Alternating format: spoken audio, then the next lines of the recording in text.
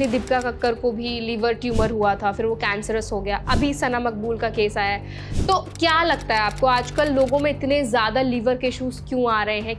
इसका major cause क्या हो सकता है? मेजर कॉज तो लाइफस्टाइल चेंजेस है, अर्बनाइजेशन, इंक्रीजिंग वेस्टर्नाइजेशन, और जो भी मतलब हमारा स्ट्रेसफुल लाइफ है, खाने पीने के ऊपर ध्यान नहीं है, और जो भी हम शायद खा रहे हैं, जितना भी हमारा इंटेक है वो उतना हमारा वर्कआउट, उतना हम खुद को स्वस्थ नहीं रख पा रहे हैं। सना मकबूल के केस की बात करें तो बताया जा रहा है कि उनको पहले ऑटोइम्यून हेपेटाइटिस था और फिर जाके वो लीवर सिरोसिस में कन्वर्ट हो गया। ऑटोइम्यून हेपेटाइटिस एक ग्रुप ऑफ डिसऑर्डर्स है जो बॉडी में अपनी इम्यूनिटी या इन्फ्लेमेशन ज़्यादा होने की वजह से होती है, और ये किसी भी बॉडी के ऑर्गन के ऊपर असर कर सकती है। तो क्या इसके कोई रीजंस होते हैं, कोई कॉजेज होते हैं जिनकी वजह से ऐसा होने लग जाए बॉडी में? लीवर के ऊपर इंजुरी किसी भी वजह से हो सकती है। ये अनचेक्ड इन्फ्लेमेशन, अनचेक्ड इंजुरी जो लीवर के ऊपर नुकसान पहुंचा रही है हमेशा ही, वो आगे जाके लीवर में फाइब्रोसिस बनाती है, जिसे हम सिकुड़न कह सकते हैं। लीवर सिकुड़ जाता है। हाँ जी, हाँ जी, लीवर सिकुड़ जाता है, जिसे हम फाइब्रोसिस कहते हैं टर्म्स में, मेडिकल टर्म्स में। And fibrosis is the precursor of cirrhosis. क्या इसके कोई ऐसे साइंस बॉडी पर दिखते हैं ऑटोइम्यून हेपेटाइटिस के, जिसको देख के जो पेशेंट है वो कहीं ना कहीं थोड़ा जागरूक हो जाए, उसको पता चले कि बॉडी में हमारा लीवर जो है वो अच्छे से फंक्शन नहीं कर रहा है? नेक्स्ट हेयर फॉल है, कुछ स्किन इन्वॉल्वमेंट है, बॉडी में रैश आ रही है, जॉइंट पेन है। इतना टाइम लगता है फैटी लीवर को लीवर सिरोसिस की स्टेज तक पहुंचने में? लीवर की वजह से सिरोसिस होने में at least 3rd to 4th decade तक टाइम लगता है।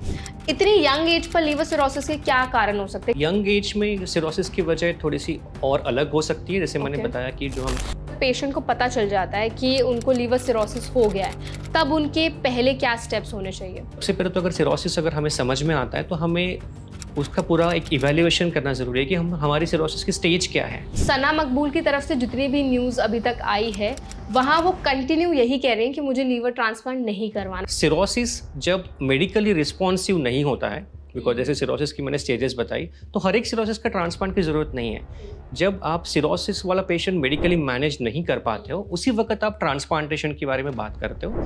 और डर इस बारे में बिकॉज क्या लीवर हेल्थ के लिए जहरीली चीज़ें हैं जो हमें बिल्कुल नहीं खानी है ताकि हमारा लीवर जो है वो हेल्दी रह पाए? अल्कोहल एक मेजर इंपॉर्टेंट फैक्टर है, मतलब उसको अवॉइड करना है। जिस वजह से वजन बढ़ता है या फैट इंक्रीज फैट इनटेक, जो हम ओबेसिटी में या फिर फैटी लीवर डिसीज में अवॉइड करने के लिए एडवाइस करते हैं, उनको अवॉइड करना है। सो जंक फूड्स, फास्ट फूड्स, मतलब रिफाइंड ऑयल्स। अगर लीवर सिरोसिस को टाइम पे ट्रीट नहीं किया जाता तो वो कैंसरस तक हो सकता है। वो किसी एक साइज में लिमिटेड है तो आप उसको लीवर को चेंज कर सकते हो, जिसे आप लीवर ट्रांसप्लांट कहते हो। अगर वो काफ़ी एडवांस स्टेज पे आपके पास पाया जाता है, जब वो कैंसर लीवर के साथ साथ बाकी अंगों में भी फैल चुका है, जिसे हम मेटास्टेटिक कैंसर कहते हैं जी, तो फिर तो उसको हम बहुत ज़्यादा क्यूरेटिव इंटेंट से नहीं ट्रीट कर सकते। फिर तो पैलिएटिव ट्रीटमेंट ही चलती है फिर आगे जाके ऐसे पेशेंट्स, मतलब।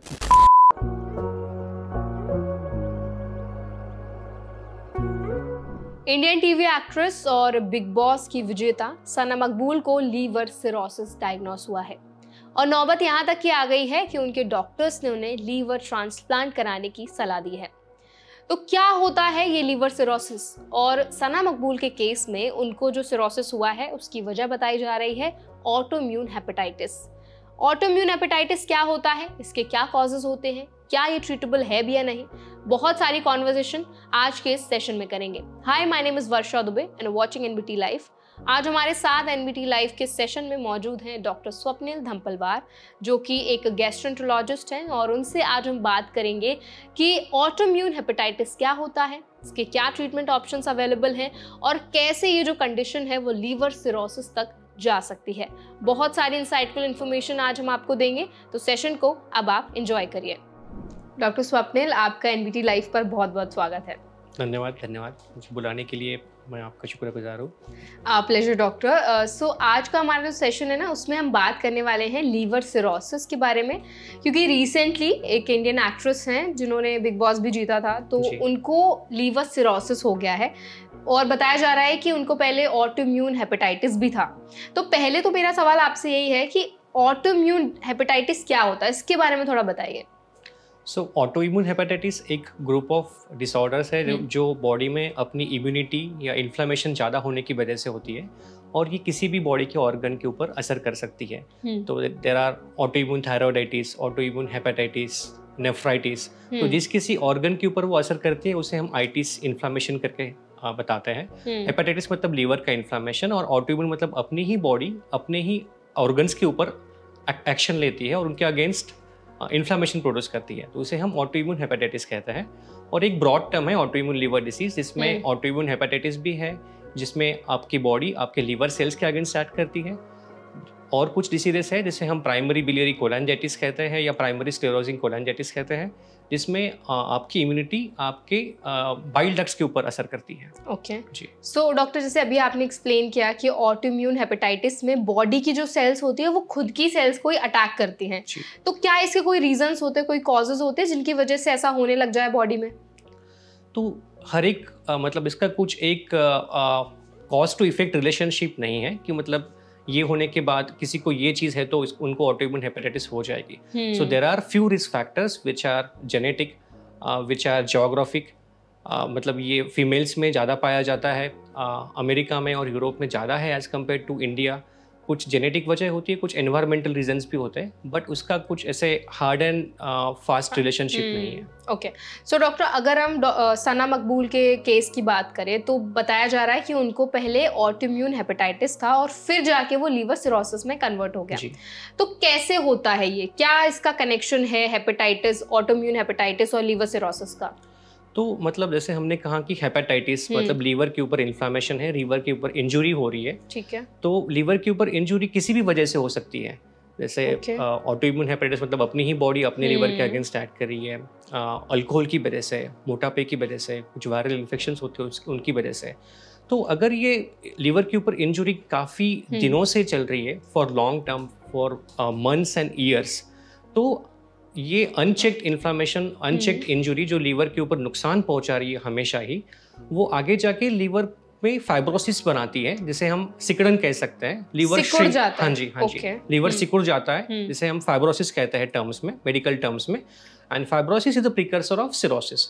फाइब्रोसिस जब बढ़ता है एक स्टेज से, जिसे हम F1 कहते हैं, F1 से जब F4 तक जाता है, तब उसे सिरोसिस कहते हैं। ओके, तो जैसे डॉक्टर अभी आपने बताया कि फाइब्रोसिस के अलग अलग स्टेजेस होते हैं, सिरोसिस के भी स्टेजेस होते हैं? हाँ, तो जब फाइब्रोसिस हम F4 फाइब्रोसिस कहते हैं, उसे हम सिरोसिस कहते हैं। एंड सिरोसिस की भी अपनी अपनी स्टेजेस है, तो उसको भी अलग अलग तरीके से हम डिवाइड कर सकते हैं। बट मोटा मोटा अगर बताना है तो सिरोसिस के 2 स्टेजेस कह सकते हो, कंपनसेटेड सिरोसिस और डीकंपनसेटेड सिरोसिस। मतलब सिरोसिस की वजह से किसी को कुछ सिम्टम्स आ रहे हैं, जैसे कि पीलिया है, पेट में पानी है, पैरों के ऊपर सोजिश है, गफलत हो रही है, ब्लीडिंग हो रही है, तो ये मैनिफेस्टेशंस है ऑफ कॉम्प्लिकेशंस ऑफ सिरोसिस, जिसे हम डीकंपनसेटेड सिरोसिस कहते हैं। और किसी को ये कुछ भी चीज़ नहीं है, हमने बस जांचें करी, हमारा लीवर शायद फैटी आया, या हमने LFT करा लिया, हमारे एंजाइम्स बढ़े हुए हैं, फिर हमने आगे जाके जांचें करी और हमें समझ में आया कि हाँ सिरोसिस है। तो ऐसे पेशेंट्स में सिरोसिस है बट कुछ सिम्टम्स नहीं है, उसे हम कंपनसेटेड सिरोसिस कहते हैं। ओके, सो डॉक्टर, अभी ना जब आप एक्सप्लेन कर रहे थे सिरोसिस के बारे में, तो आपने बताया कि काफी सारे कॉजेज होते हैं, मोटापा होता है, अल्कोहल का कंजम्पशन अगर आप ज्यादा करते हैं तो भी कहीं ना कहीं लीवर सिरोसिस की प्रॉब्लम देखने को मिलती है। अगर हम सना मकबूल के केस की बात करें तो उनका जो कारण था वो था autoimmune hepatitis. Apart from these, जो आपने मोटापे की बात की, अल्कोहल की बात की, या ऑटोइम्यून हेपेटाइटिस की अगर हम बात करें, इनके अलावा भी क्या कुछ और रीजंस होते हैं, कॉजेज होते हैं लीवर सिरोसिस के? हाँ, अगर आप मुझे पूछोगे कि मतलब मोस्ट कॉमन कॉजेज क्या है हमारे मतलब देश में या इंडिया में, तो I think one is alcohol शराब, सेकंड इज ओबेसिटी, मोटापा, जैसे हम आजकल, पहले हम इसे non alcoholic fatty liver disease कहते हैं, बट अभी उसका नाम थोड़ा चेंज हुआ है, अभी हम उसे metabolic dysfunction associated steatotic liver disease मतलब मैजेल्ड कहते हैं। तो ये दर्शाता है कि लोगों को एक मेटाबॉलिक डिसफंक्शन होता है, एक टेंडेंसी होती है वेट गेन करने की और फैट रिटेन करने की। तो ये हो गया। और थर्ड इज वायरल हेपेटाइटिस, जो हेपेटाइटिस बी और हेपेटाइटिस सी है, these are blood borne viruses and these are ये वायरसेस बॉडी में जब लीवर के ऊपर मतलब जब इन्फेक्शन होता है तब ये लीवर के ऊपर हमेशा इंजुरी करते रहते हैं। और एनी अनचेक्ड इन्फ्लामेशन, कोई भी एजेंट है, कोई भी वजह है जो लीवर को हमेशा नुकसान पहुंचाता है, वो आगे जाके पहले फाइब्रोसिस और फिर आगे जाके सिरोसिस करता है। ओके, सो डॉक्टर, अभी जैसे आपने बताया जब वो लीवर पर फैट जमने लगता है तो फैटी लीवर हो जाता है जी, तो कितना टाइम लगता है फैटी लीवर को लीवर सिरोसिस की स्टेज तक पहुंचने में? इट टेक्स डिकेड्स, मतलब अच्छा। फैटी लीवर की वजह से सिरोसिस होने में at least 3rd to 4th decade तक टाइम लगता है बाय एंड लार्ज। ओके। हाँ, मतलब सिरोसिस मतलब पहले तो फाइब्रोसिस होगा। हाँ। कोई भी अगर लीवर के ऊपर क्षति आ रही है, इंजरी आ रही है, तो पहले तो इन्फ्लामेशन, अनचेक्ड इन्फ्लामेशन की वजह से फाइब्रोसिस होगा, और फाइब्रोसिस आगे जाके बढ़ेगा F1 to F4 और फिर सिरोसिस। ओके। तो इसे टाइम लगता है, एकदम जल्दी से नहीं होता है ये। तो शुरुआत में जैसे डॉक्टर हम बात कर रहे थे ऑटोइम्यून हेपेटाइटिस की, आपने कुछ बताया था कि इसका कोई एग्जैक्ट कॉज नहीं होता है कि किस वजह से बॉडी की सेल्स खुद को ही अटैक कर रही हैं।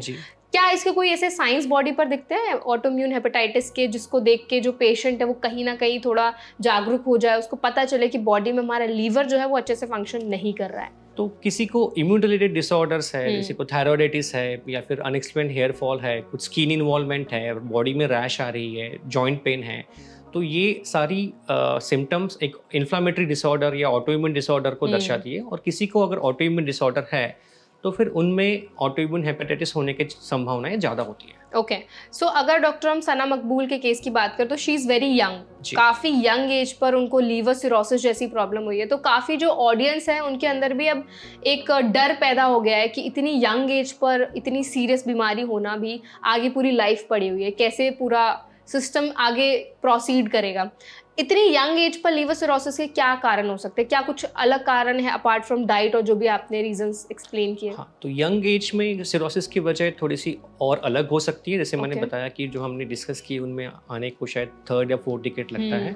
तो बच्चों में भी लीवर सिरोसिस होता है और उनकी अलग अलग रीजंस होते हैं। मेटाबॉलिक डिसऑर्डर्स का हो, या किसी पेशेंट्स में अमोनिया का मेटाबॉलिज्म ठीक से नहीं होता है, या कुछ अमीनो एसिड्स होते हैं जिनका मेटाबॉलिज्म ठीक से नहीं होता है, या फिर विल्सन्स डिसीज है जिसमें बॉडी में कॉपर की मात्रा बढ़ जाती है, हीमोक्रोमेटोसिस है जिसमें बॉडी में आयरन की मात्रा बढ़ जाती है, वो जो आगे जाके लीवर के ऊपर नुकसान करती है, और लाइक ऑटोइम्यून हेपेटाइटिस जो रिलेटिवली यंगर एज में कॉमन है। मतलब आप कहोगे तो शायद 2nd to 4th डिकेड में ज़्यादा पाया जाता है, फीमेल्स में ज़्यादा कॉमन है एज कम्पेयर टू मेल्स। मतलब अगर हम रेशो देखें फीमेल टू मेल का तो ऑलमोस्ट 4:1 का रेशो होता है ऑटोइम्यून हेपेटाइटिस में। ठीक है। सो डॉक्टर, जब मैं इस केस के बारे में पढ़ रही थी लीवर सिरोसिस के, तो मुझे पता चला कि अगर लीवर सिरोसिस को टाइम पे ट्रीट नहीं किया जाता तो वो कैंसरस तक हो सकता है, कैंसर में कन्वर्ट हो सकता है। इसके बारे में थोड़ा बताइए। तो सिरोसिस, जैसे हमने कहा कि एक बार सिरोसिस होता है तो उसकी भी स्टेजेस होती है, और सिरोसिस होने के मतलब कंपनसेटेड सिरोसिस, डीकंपनसेटेड सिरोसिस। सिरोसिस की वजह से पोर्टल हाइपरटेंशन हो जाता है, जो ब्लड वेसल लीवर में ब्लड इनफ्लो लेके आती है जिसे हम पोर्टल वेन कहते हैं, उसके प्रेशर्स बढ़ने की वजह से काफ़ी सारे हीमोडायनामिक चेंजेस होते हैं बॉडी में। काफ़ी जगह पे एबनॉर्मल वेसल्स फॉर्म हो जाती है जिसे हम इसोफेजियल वेरिसेस कहते हैं, वहाँ से ब्लीडिंग की संभावना होती है। और ये सिरोसिस आगे जाके कुछ लोगों में उसकी वजह से लीवर कैंसर भी बन सकता है, उससे डेथ हो सकती है। तो कैंसर का डायग्नोसिस अगर आपने अर्ली स्टेज पे होता है, अगर जब कैंसर सीमित है, लीवर में सीमित है, तो उस वक्त तो आप उसको जड़ से निकालने की कोशिश कर सकते हो, उसको आप जला सकते हो अगर बहुत छोटा है तो, या अगर वो किसी एक साइज में लिमिटेड है तो आप उसको लीवर को चेंज कर सकते हो, जिसे आप लीवर ट्रांसप्लांट कहते हो। अगर वो काफ़ी एडवांस स्टेज पे आपके पास पाया जाता है, जब वो कैंसर लीवर के साथ साथ बाकी अंगों में भी फैल चुका है, जिसे हम मेटास्टेटिक कैंसर कहते हैं, तो फिर तो उसको हम बहुत ज़्यादा क्यूरेटिव इंटेंट से नहीं ट्रीट कर सकते, फिर तो पैलिएटिव ट्रीटमेंट ही चलती है, फिर आगे जाके ऐसे पेशेंट्स मतलब डेथ हो सकती है। ओके, सो अभी जैसे आपने ना डॉक्टर लीवर ट्रांसप्लांट की बात की, तो सना मकबूल की तरफ से जितनी भी न्यूज़ अभी तक आई है वहाँ वो कंटिन्यू यही कह रहे हैं कि मुझे लीवर ट्रांसप्लांट नहीं करवाना, मैं कोशिश कर रही हूँ कि किसी भी तरह से मेरा जो सिरोसिस है वो कंट्रोल में आ जाए, मुझे ट्रांसप्लांट की ज़रूरत ना पड़े। तो क्यों इतना डर है ट्रांसप्लांट के टुवर्ड्स? क्या कुछ कॉम्प्लिकेशंस होते हैं बॉडी में ट्रांसप्लांट के बाद? नहीं, ट्रांसप्लांट के बारे में डर तो जहाँ तक है रहने के लिए कोई वजह नहीं है। It's a very successful intervention. और सिरोसिस जब मेडिकली रिस्पॉन्सिव नहीं होता है, बिकॉज जैसे सिरोसिस की मैंने स्टेजेस बताई, तो हर एक सिरोसिस का ट्रांसप्लांट की जरूरत नहीं है। जब आप सिरोसिस वाला पेशेंट मेडिकली मैनेज नहीं कर पाते हो, उसी वक्त आप ट्रांसप्लांटेशन के बारे में बात करते हो। और डर इस बारे में बिकॉज ये शायद थोड़ा सा अनकॉमन प्रोसीजर है as compare to other medical interventions और अदर सर्जिकल इंटरवेंशंस। इसके लिए आपको अच्छी खासी सर्जिकल एक्सपर्टीज, अच्छा खासा सेटअप चाहिए। तो अगर किसी को ट्रांसप्लांट की ज़रूरत है तो डरने की मतलब कोई उसमें वजह नहीं है, और ये काफ़ी सक्सेसफुल ट्रीटमेंट है सिरोसिस का, the only treatment with curative intent. ठीक है, और इसका सक्सेस रेट आप मुझे पूछोगे तो आज के तारीख में 90 to 95% सर्वाइवल रेट है after transplantation. So I think मतलब इट एक्सप्लेन्स कि and that's same all over the globe, मतलब भारत में भी और पूरे दुनिया भर में भी ये सेम रेट है, success rate of liver transplantation if it is required. So doctor, liver transplant से पहले क्या पेशेंट्स के कुछ ऐसे टेस्ट कराए जाते हैं? आप देखते हो कि कौन सा पेशेंट एलिजिबल है भी या नहीं है, या क्या पूरा प्रोसीजर कैसा रहता है? तो मतलब जैसे मैंने कहा कि लीवर ट्रांसप्लांट आप सिरोसिस पेशेंट्स में एडवाइस करते हो जब वो एडवांस डिसीज है, जब आप मेडिकली मैनेज नहीं कर पाते हो, या फिर पेशेंट को साथ साथ लीवर कैंसर है, या पेशेंट को बहुत ही रैपिडली वर्सनिंग लीवर फेलियर है जिसे हम ACLF कहते हैं या ALF कहते हैं, उस कंडीशंस में ट्रांसप्लांट एडवाइस करते हैं। और ट्रांसप्लांट के लिए 2 चीज़ें इंपॉर्टेंट है, एक तो जिसका ट्रांसप्लांट होना है उनका फिटनेस, उनके बॉडी का फिटनेस, ठीक है, मतलब वो इट्स अ मेजर सर्जरी, सो क्या वो पेशेंट ट्रांसप्लांट झेलने के लिए बाकी सारे ऑर्गन सक्षम है, कार्डियक फिटनेस, पल्मोनरी फिटनेस और ये सब कुछ देखा जाता है। और सेकंड इंपॉर्टेंट थिंग इज कि ट्रांसप्लांट के लिए आपको एक मतलब आप सिरोटिक लीवर पूरा का पूरा निकाल के आप एक नया लीवर लगाते हो, तो एक यू नीड अ डोनर। तो डोनर या तो एक लिविंग डोनर होगा या तो फिर कैडेवरिक डोनर, जहाँ पे मतलब कोई ब्रेन डेड पेशेंट्स होते हैं तो उनके फैमिली अगर ऑर्गन डोनेशन के लिए कीन है तो वो ऑर्गन्स हम ले सकते हैं। तो cadaveric donations and living donations ये 2 तरीके के ट्रांसप्लांट होते हैं मोटा मोटा। और अगर लिविंग डोनर है तो फिर उसके अलग बाकी सारे पैरामीटर्स है, मतलब ये देखा जाता है कि जो आप ऑर्गन ले रहे हो वो हेल्दी ऑर्गन है and you expect a long term sort of graft function after transplantation. Okay, so doctor मतलब जितना भी आपने एक्सप्लेन किया, आपने बताया कि काफ़ी सेफ होता है लीवर ट्रांसप्लांट की जो सर्जरी होती है, पेशेंट को बहुत मिनिमल कॉम्प्लिकेशंस का सामना करना पड़ता है। आफ्टर सर्जरी, आफ्टर ट्रांसप्लांट भी क्या कोई प्रिकॉशंस होते हैं जो पेशेंट को लेने बहुत इंपॉर्टेंट होते हैं? तो जैसा मैंने बताया कि ट्रांसप्लांट में हम हमारा नेटिव लीवर निकाल के किसी और का लीवर जोड़ते हैं, तो it's a different organ and body will try to sense it as an foreign body. तो हमें फिर बॉडी की इम्यूनिटी कम करनी पड़ती है और पेशेंट्स को फिर कुछ दवाएं चलती है जिसे हम इम्यूनोसप्रेशन कहते हैं, है ना। तो वो दवा फिर चलती है, वो फर्स्ट 3 मंथ्स में थोड़ी सी ज़्यादा डोज में होती है, एंड जैसे फिर टाइम निकलते जाता है वैसे उसकी दवा की मात्रा काफ़ी कम होता जाती है। और ट्रांसप्लांट रेसिपिएंट्स फिर इम्यूनोसप्रेस्ड होते हैं as compare to normal population, तो उनको थोड़ी बहुत मतलब अपना केयर अच्छे से रखना पड़ता है, मतलब उनको इन्फेक्शन से खुद को बचाव करना पड़ता है। ओके, सो शुरुआत में जब हम डिस्कस कर रहे थे कॉजेज़ के बारे में, तो आपने काफ़ी सारे कॉजेज़ बताए थे जिसकी वजह से लीवर सिरोसिस हो सकता है। हमने डिस्कस किया ऑटोइम्यून हेपेटाइटिस, हमने ओबेसिटी, अल्कोहल का कंजम्पशन, ये सारी चीज़ों पे बात की। तो जिस अलग अलग कारण की वजह से अगर लीवर सिरोसिस हुआ है तो क्या उनका ट्रीटमेंट अप्रोच सेम रहता है या अलग अलग होता है? सो ये बहुत ही अच्छा सवाल पूछा आपने कि सिरोसिस की वजह क्या है वो जानना बहुत ज़रूरी है। और जब आपके पास मरीज आता है तब वजह क्या है और स्टेज क्या है, ये 2 बहुत इंपॉर्टेंट सवाल है जिसका जवाब मतलब जिसके ऊपर आगे का मैनेजमेंट निर्भर करता है। तो किसी को हेपेटाइटिस बी की वजह से सिरोसिस है या हेपेटाइटिस सी की वजह से सिरोसिस है, तो ये तो इसके लिए we have potent antiviral medications, जिसको हम एंटीवायरल मेडिकेशन से हेपेटाइटिस सी को खत्म कर सकते हैं।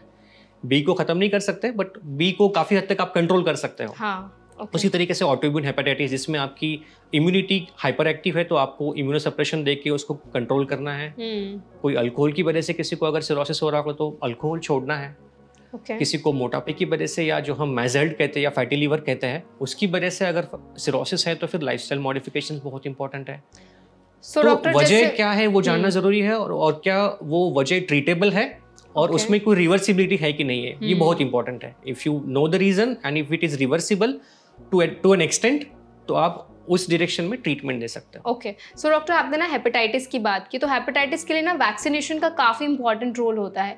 तो ऑटोइम्यून हेपेटाइटिस के लिए भी क्या कुछ ऐसी वैक्सीन्स वगैरह हैं जिनको अगर लगाया जाए तो पेशेंट इन सारी जो बीमारियां हैं उनसे खुद को बचा सकता है? तो हम वैक्सीन्स जो बस हमारे पास अवेलेबल है वो vaccines are directed against infectious agents. तो किसी इन्फेक्शन की वजह से कोई डिसीज हो रहा होगा तो आप उसको प्रिवेंट कर सकते हो। जैसे हेपेटाइटिस बी की वैक्सीन है हमारे पास, तो बी की वैक्सीन आप लगवा सकते हैं। बट ऑटोइम्यून हेपेटाइटिस के लिए पर से ऐसे कोई वैक्सीन नहीं है। It's not a infectious disease related disease, तो उसके लिए तो मतलब प्रिवेंशन ऐसा कुछ नहीं है। अगर किसी को है तो फिर शायद हमें उनको ट्रीटमेंट देनी पड़ेगी विद इम्यूनोसप्रेशन।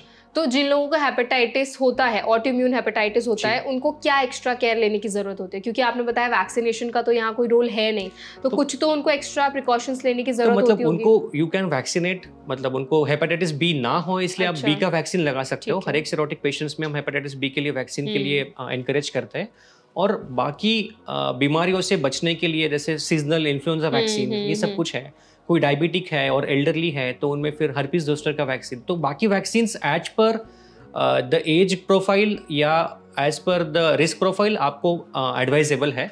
बट ऐसे पर से ऑटोइम्यून हेपेटाइटिस को प्रिवेंट करने के लिए कोई वैक्सीन नहीं है। और डाइटरी मॉडिफिकेशन आप मुझे पूछोगे तो अगर किसी को सिरोसिस है बिकॉज ऑफ ऑटोइम्यून हेपेटाइटिस, तो फिर सिरोसिस के स्टेज के हिसाब से डाइटरी मॉडिफिकेशंस रहेंगे, जैसे कि नमक का परहेज और प्रोटीन ज़्यादा खाना। बिकॉज सिरोटिक लीवर अल्टीमेटली तो लीवर का फंक्शन जो है वो थोड़ा बहुत कॉम्प्रोमाइज होगा। और लीवर का एक फंक्शन होता है कि प्रोटीन्स को सिंथेसाइज करना बॉडी में। तो प्रोटीन सिंथेसिस कम होने की वजह से ऐसे पेशेंट्स में प्रोटीन्स की मात्रा काफ़ी कम हो जाती है। तो इसलिए प्रोटीन का इंटेक बढ़ाना बहुत इंपॉर्टेंट है खाने में। और नमक कम रखना होता है अगर किसी को डीकम्पनसेटेड सिरोसिस है। Salt restriction is most important. So doctor, अभी जैसे आपने डाइट के बारे में कॉन्वर्जेशन शुरू की है कि डाइट का बहुत इंपॉर्टेंट रोल है, तो जिन लोगों को ऑटोइम्यून हेपेटाइटिस है, लीवर सिरोसिस है ऑलरेडी, आपने बताया कि उनको नमक का कम सेवन करना है और प्रोटीन का इंटेक जो है वो काफी ज्यादा होना चाहिए। और ऐसी खाने की चीजें हैं जो वो डे टू डे लाइफ में खा रहे हैं जो उनको नहीं खानी है? तो overall liver point of view अगर आप देखोगे तो मतलब क्या खाने से शायद लीवर के ऊपर और नुकसान आ सकता है।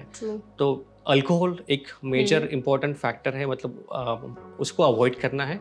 और जिस वजह से वजन बढ़ता है या फैट इंक्रीज फैट इंटेक जो हम ओबेसिटी में या फिर फैटी लीवर डिसीज में अवॉइड करने के लिए एडवाइस करते हैं, उनको अवॉइड करना है। सो जंक फूड्स, फास्ट फूड्स, मतलब रिफाइंड ऑयल्स, इन सब का सेवन फिर कम रखना है।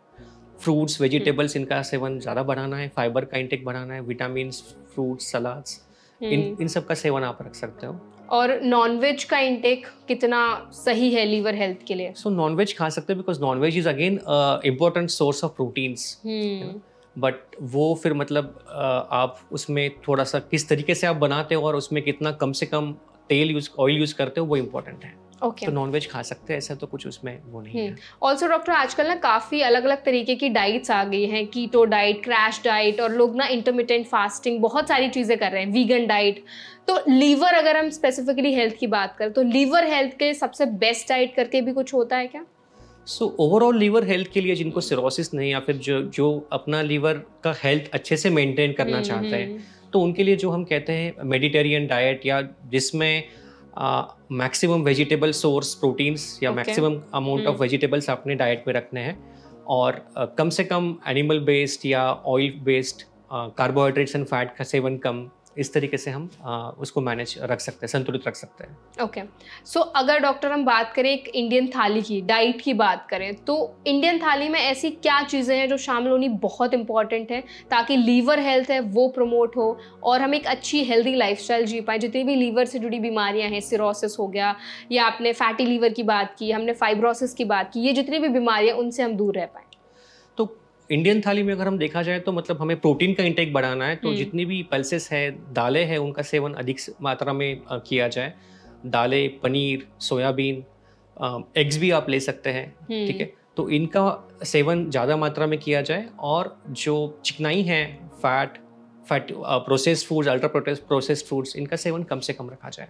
ओके। और ऐसी कोई क्या लीवर हेल्थ के लिए जहरीली चीज़ें हैं जो हमें बिल्कुल नहीं खानी है ताकि हमारा लीवर जो है वो हेल्दी रह पाए?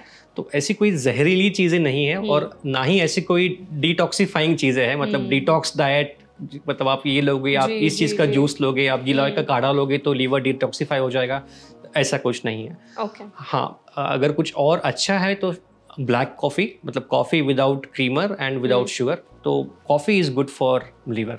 ओके। जिनको सिरोसिस है वो कॉफ़ी पी सकते हैं? हाँ, जिनको पी सकते हैं, बिल्कुल पी सकते हैं। ओके। ऑल्सो डॉक्टर, अगर आप रिसेंटली कुछ दिनों में देखेंगे तो काफ़ी सारे ऐसे इंडियन एक्टर्स हैं जो काफ़ी हाईलाइट होके आए हैं, अपनी लीवर हेल्थ को जो इशू हुए उनको काफ़ी उन्होंने हाईलाइट किया है। जैसे रिसेंटली दीपिका कक्कर को भी लीवर ट्यूमर हुआ था, फिर वो कैंसरस हो गया, अभी सना मकबूल का केस आया है। तो क्या लगता है आपको, आजकल लोगों में इतने ज़्यादा लीवर के इश्यूज क्यों आ रहे हैं? इसका मेजर कॉज क्या हो सकता है? मेजर कॉज तो लाइफस्टाइल चेंजेस है, अर्बनाइजेशन, इंक्रीजिंग वेस्टर्नाइजेशन, और जो भी मतलब हमारा स्ट्रेसफुल लाइफ है, खाने पीने के ऊपर ध्यान नहीं है, और जो भी हम शायद खा रहे हैं, जितना भी हमारा इंटेक है वो उतना हमारा वर्कआउट, उतना हम खुद को स्वस्थ नहीं रख पा रहे हैं। तो इसकी वजह से जो वज़न बढ़ना, फैटी लीवर होना, कोलेस्ट्रॉल बढ़ना, शुगर बढ़ना, ये सब कुछ चीज़ें भी अल्टीमेटली लीवर के ऊपर एक तरीके से हानि ही पहुंचाती है। तो आई थिंक अल्कोहल और increasing westernisation, I think this are the two important increasing causes जो हम देख रहे हैं। और बाकी तो हेपेटाइटिस बी और सी तो मतलब वो तो आई थिंक शुरू से ही है, बट वो तो अभी काफ़ी कंट्रोल में है, बिकॉज हेपेटाइटिस सी के अगेंस्ट अभी काफ़ी अच्छी ट्रीटमेंट अवेलेबल है। 3 महीने के कोर्स से आप ऑलमोस्ट हेपेटाइटिस सी को ख़त्म कर सकते हो।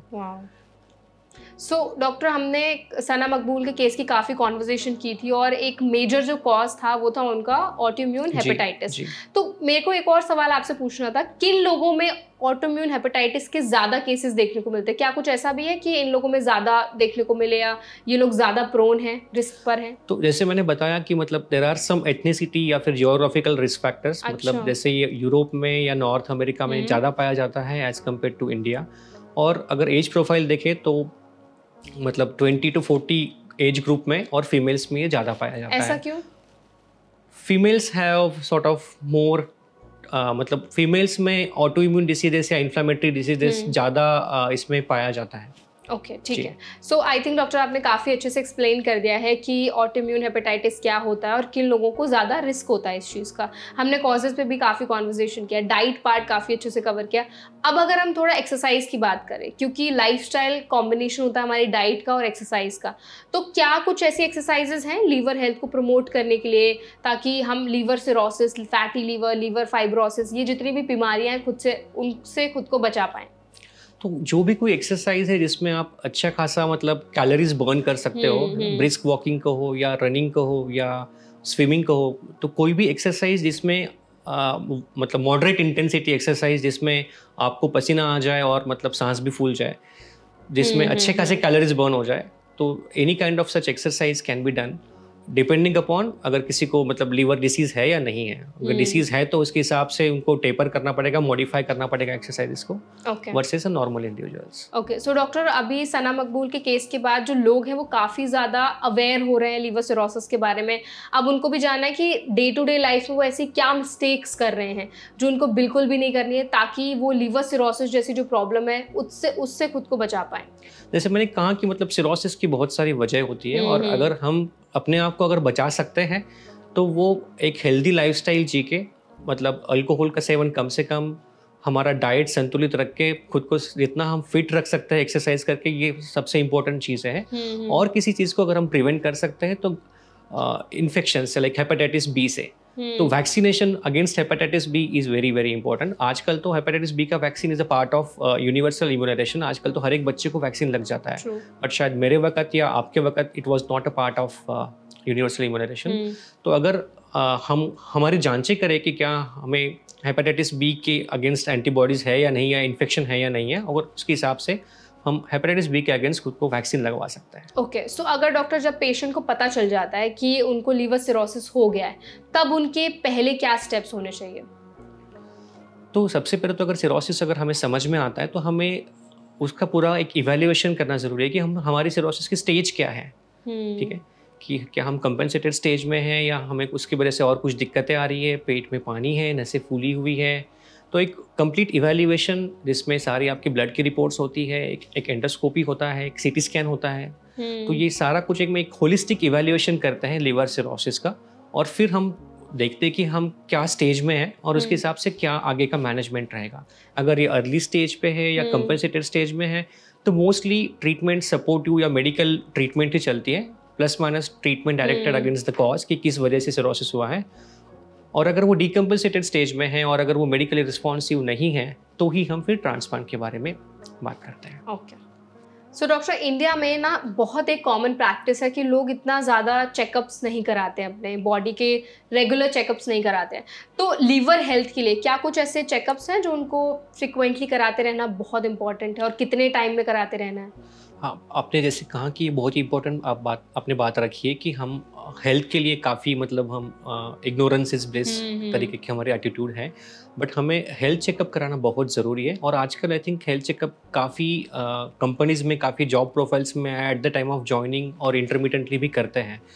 तो आई थिंक किसी को भी 25 साल के ऊपर या 30 साल के ऊपर एक बार तो हमारा कंप्लीट हेल्थ चेकअप, जिसे हम एक होलिस्टिक ब्लड चेकअप इन्वेस्टिगेशन कहते हैं, अलॉन्ग विथ एन अल्ट्रासाउंड करना चाहिए। और अगर उसमें कुछ खराबी आती है तो फिर उसको आगे जाके 6 महीने में या साल भर में उसको मॉनिटर करना है।